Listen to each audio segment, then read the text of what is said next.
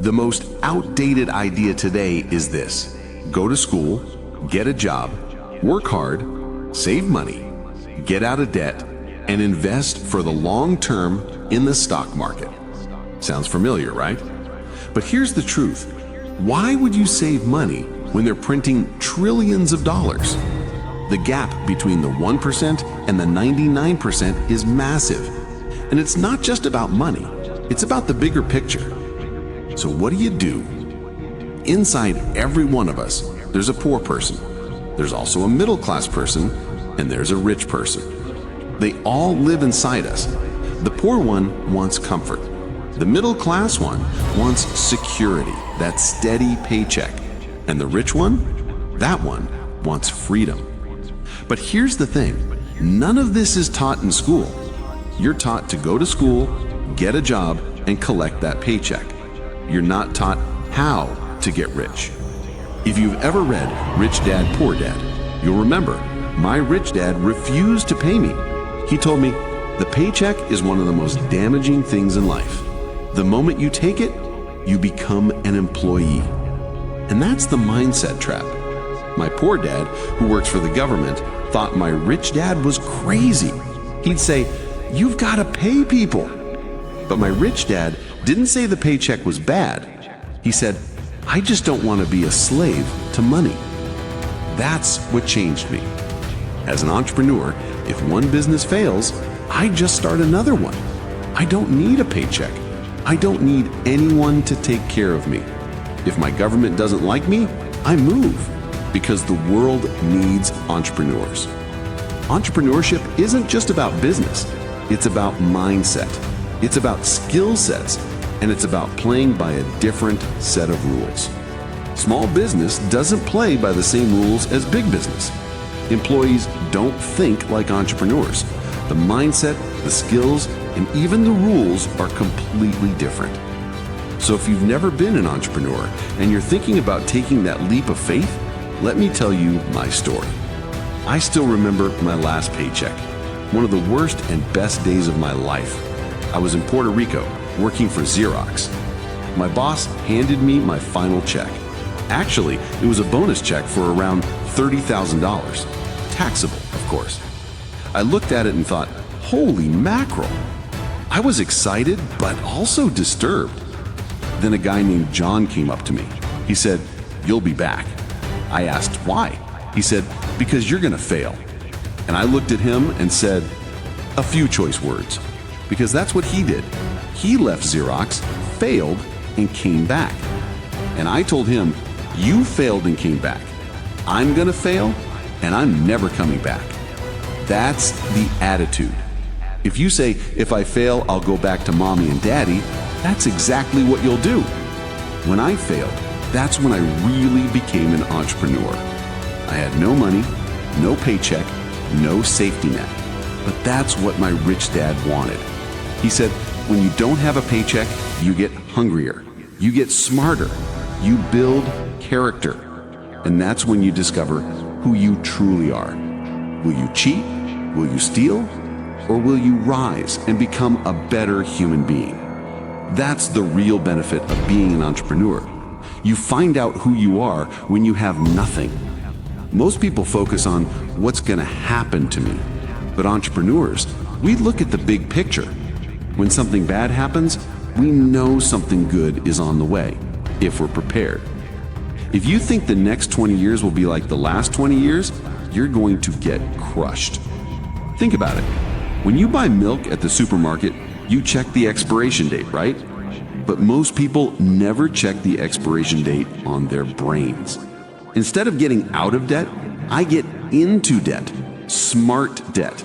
I refinanced 300 million of it, went from 5% down to 2.5% interest. I made a fortune. Every month, more money flows in because my cost of money went down. So while the so-called financial experts say, get out of debt, I say, learn how to use debt.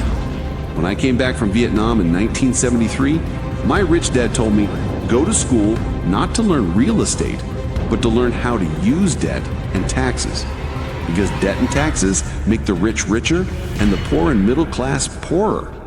All these doctors, lawyers, and professionals, they're getting crushed and don't even know why. My doctor proudly told me, "I made $1 million this year." I said, "That's great. How much did you pay in taxes?" He said, $750,000. So he really made $250,000. But when I make $1 million, I keep it because I don't work for money. If you work for money, you get taxed. Lesson number 1 in Rich Dad, Poor Dad: the rich don't work for money. We create businesses. We invest in real estate. We control our income, our taxes, and our future. As an entrepreneur and real estate investor, I pay 0 tax. Here's how. When I make $1 million, I immediately invest it into real estate. Then I get a 4-to-1 leverage. That's $4 million from the bank. That's why I love banks. But let's be honest, banks are crushing everyone else. Terrible for them, great for me. When the government prints money, it's good for me, but bad for people who work for money. When they print, savers get crushed, workers get crushed, but debtors get rich. Debt and taxes make the rich richer and the poor and middle class poorer. When you live by obsolete ideas, you get obsolete results.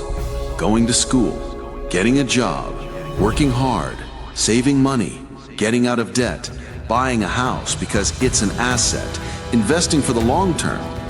That's all obsolete. The world changed in 1971 when President Nixon took us off the gold standard and money became debt. Now people ask, what if we got rid of schools altogether? No, education is more important than ever. It's just obsolete. Moore's law says information doubles every 18 months, which means everything becomes obsolete every 18 months. So when you graduate, you're already outdated. I meet friends who say, "I went to Harvard." I say, "Yeah? How long ago? 50 years?" Today, banks are charging you interest to save money. They don't even want your money because there's too much of it. That's why we have bubbles in stocks and real estate. People are dumping cash. As I always say, savers are losers. Cash is trash. And still people want high-paying jobs. That's an obsolete idea. Get out of debt is obsolete. You should learn how to get into debt, how to use it smartly to get rich. And they'll never teach you taxes. That's why the 1% are up here and the 99% are falling behind, because printing money causes inflation and taxes, and that crushes people who don't understand money. There are 28 million small business owners in America. 24 million of them are just one-person businesses. They call themselves entrepreneurs, but they're really self-employed. And guess what? The self-employed pay the highest taxes of all. Nobody tells them that. That's why I say there's no such thing as a bad economy. There's the external economy and your internal economy. Real entrepreneurs work on their internal economy. They train their mindset, because no matter what happens in the world, they'll still win.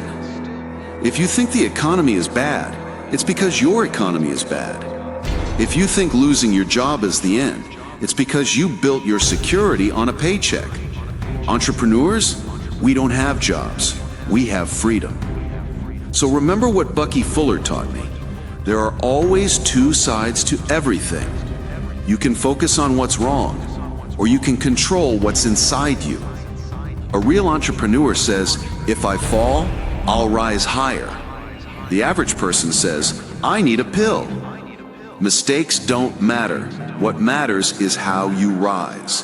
Because every time you fall, you learn something new. That's what makes an entrepreneur stronger, smarter, and happier.